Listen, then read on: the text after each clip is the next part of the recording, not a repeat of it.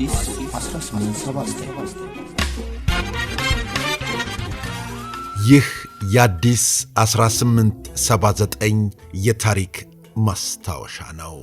18ኛ ተራራ ክፍለ ጦር ከነሐሴ 1 ቀን 972 ዓመተ ምህረት አጉላ ወይም ትግራይ ላይ ስለ አገር አንድነት ትግል ከጀመረበት ጊዜ አንስቶ በትግራይ ውስጥ ያላዳረሰው አውራጃ፣ ያልወጣው ተራራ፣ ያልረገጠው ሸለቆና ሜዳ አለ ቢባል በጣም ጥቂት ነው።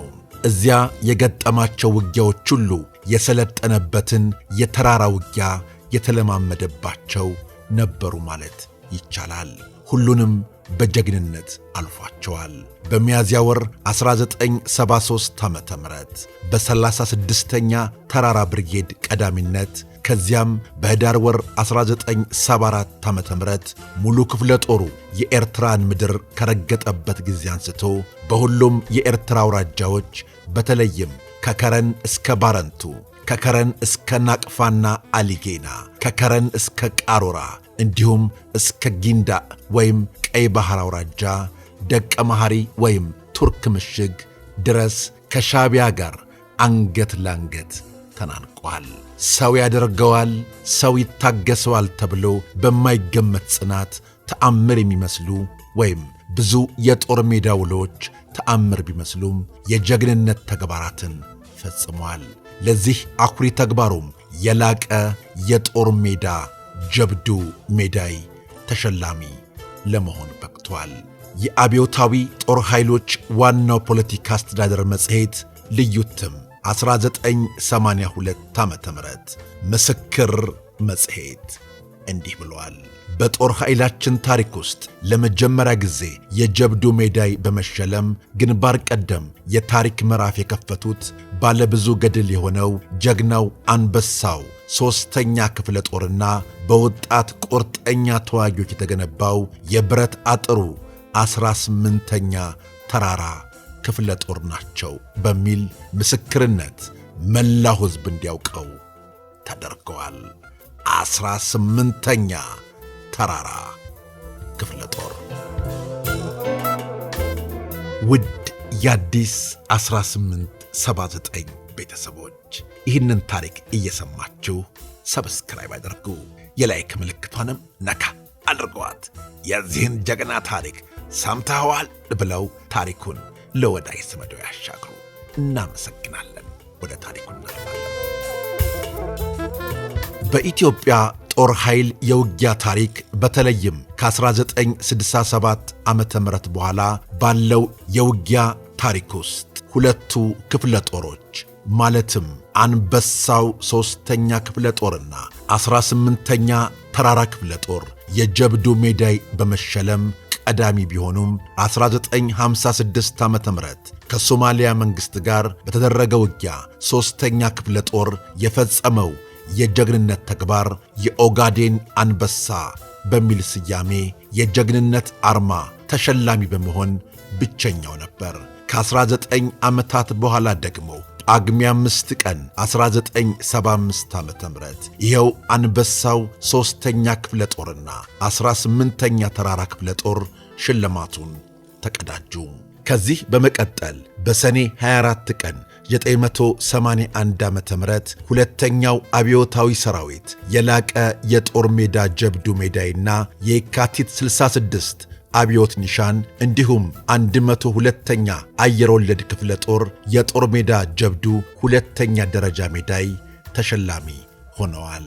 ከዚያም አንደኛው አብዮታዊ ሰራዊት የላቀ የጦር ሜዳ ጀብዱ ሜዳይ፣ አየር ኃይል የላቀ የጦር ሜዳ ጀብዱ ሜዳይ፣ ሁለተኛው አብዮታዊ ሰራዊት የላቀ የጦር ሜዳ ጀብዱ ሜዳይ፣ አንበሳው 3ኛ ክፍለ ጦር የላቀ የጦር ሜዳ ጀብዱ ሜዳይ በ1975 ዓመተ ምህረት አንደኛ ደረጃ የጦር ሜዳ ጀብዱ ሜዳይ ተሸልሞ እንደነበር ይታወሳል። 102ኛ አየር ወለድ ክፍለ ጦር አንደኛ ደረጃ የጦር ሜዳ ጀብዱ ሜዳይና ሁለተኛ ደረጃ የጦር ሜዳ ጀብዱ ሜዳይ በ1975 ዓመተ ምህረትና በ1982 ዓመተ ምህረት 16ኛ ሰንጥቅ ሜካናይዝድ ብርጌድ ሁለተኛ ደረጃ የጦር ሜዳ ጀብዱ ሜዳይ 18ኛ እግረኛ ብርጌድ ሁለተኛ ደረጃ የጦር ሜዳ ጀብዱ ሜዳይ 6ኛ ሜካናይዝድ ብርጌድ ሁለተኛ ደረጃ የጦር ሜዳ ጀብዱ ሜዳይ በታኅሳስ 7 ቀን 982 ዓመተ ምህረት ተሸልመዋል። ይህንኑም የክፍል መለያ አርማቸው ላይ አትመው እንዲይዙት ተፈቅዶላቸዋል። አንድ የጦር ክፍል ጀግና የሚል ስያሜ የሚያገኘው በጠገጉ የሚገኙ ክፍሎች ጀግና ሲሆኑ ነው። በዚህ ተዋረድ የበታች አካላት ጀግና የሚሆኑት በታችኛው ክፍል ከ9 እስከ 12 የሚደርስ የሰው ኃይል ያለውን አካል ወይም ጓድ የፈጠሩት ወታደሮች ለአንድ ወታደር ግዴታው ከሆነው አስበልጠው የሰሩ ወይም የተጋፈጡ እንደሆነ ነው። የእነዚህ ቆራጥ ወታደሮች ተጋድሎ ያስገኘው ድል ክፍለ ጦሩን ከዚያም አልፎ የኢትዮጵያን ሰራዊት ግንባር የማይታጠፍ ጀግና ያስብሉታል። የ18ኛ ተራራ ክፍለ ጦር ግንባር አይታጠፌነት ዋና መልሕቅ በጀግንነት ተዋግተው የተሰዉ የቆሰሉና ግዳጃቸውን በአግባቡ የፈጸሙ ተራ ወታደሮች፣ የበታች ሹሞችና መስመራዊ መኮንኖች፣ ቆራጥ አመራር የሰጡ አዛዦች ናቸው። በእነርሱም አኩሪ ተጋድሎ የላቀ የጦር ሜዳ ጀብዱ ሜዳይ ተሸላሚ ለመሆን በቅቷል። ጄኔራሎችና ብዙዎቹ ከፍተኛ የጦር መኮንኖች ደረታቸው በሜዳይ አንገታቸው በኒሻን የሚያሸበርቀውና ስመጥር የጦር መሪ የሚባሉት ከወታደራዊ ጥበባቸውና የአመራር ብቃታቸው በላይ በእነዚህ ባልታወቁ ወታደሮችና የበታች ሹሞች ጀግንነትና መሥዋዕትነት ነው።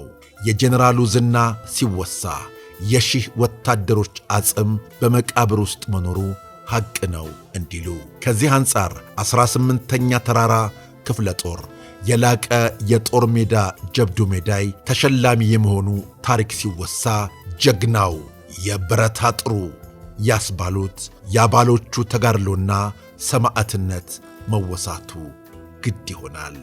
በውስጡ አንድ የላቀ የጦር ሜዳ ጀብዱ ሜዳይ፣ 26 የጦር ሜዳ ጀብዱ ሜዳይ አንደኛ ደረጃ፣ 15 የጦር ሜዳ ጀብዱ ሜዳይ ሁለተኛ ደረጃ፣ 4 የጦር ሜዳ ጀብዱ ሜዳይ ሦስተኛ ደረጃ ተሸላሚዎች እንዲሁም 1200 ኮከብ ተዋጊ ተብለው የተሰየሙ ጀግኖች ነበሩ። ጀግና የሞተ እንደው ያዝንለት አያጣ፣ አሞራ እንኳ ወርዶ ፊቱን ነጭቶ ወጣ ተብሎለታል። ጀግና ሲወደስ 18ኛ ተራራ ክፍለ ጦር ጀብዱ፣ ሥራው፣ ገድሉ ብዙ ነው። ወደፊት እንመለስበታለን። የተራራው መብረቅ 18ኛ ተራራ ክፍለ ጦርን ገስት ተጫኔ በጻፉት መጽሐፍ ላይ እንዲህ ገልጸውታል።